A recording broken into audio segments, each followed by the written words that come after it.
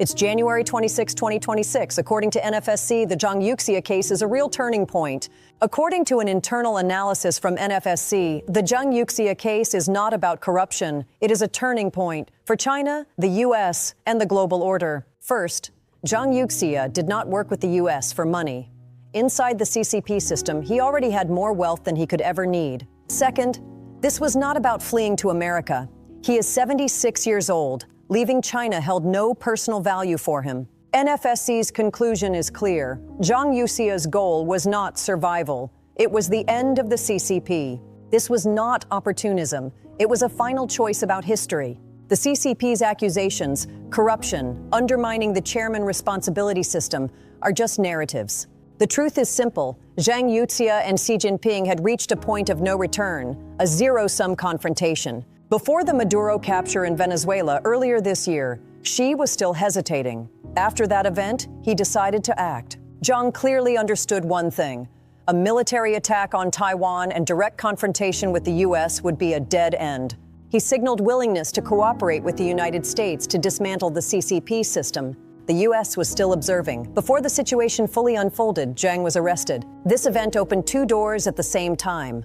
One, change driven from within the CCP, the other, change supported by the United States. It awakened CCP military insiders, and it awakened Washington. The U.S. realized something critical. Zhang Yuxia was not the only one. The new federal state of China was the first to publicly state that Zhang cooperated with U.S. intelligence. Only later did the Wall Street Journal mention nuclear secrets. But nuclear information was just a fraction. As the highest-ranking professional military officer in China, Zhang had access to military weapons systems, overseas deployments, intelligence networks, and hidden offshore assets. More importantly, Zhang did not act alone. He and Chief of the General Staff Liu Zhenli moved together. The General Staff controls combat operations, intelligence, internal security, and military political systems. Their cooperation marks a major moment in history. This will deeply affect Russia and the BRICS countries. Confidence in the CCP is breaking. Quiet realignment toward the U.S. has already begun. A global shift is underway. The idea of U.S.-China G2 co-governance is now a joke.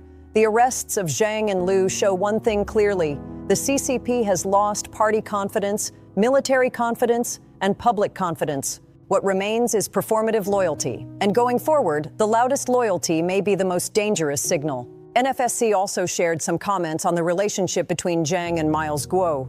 In 2006, after Liu Jihua was brought down, Zhang Yuxia wrote 8 words to Miles Guo.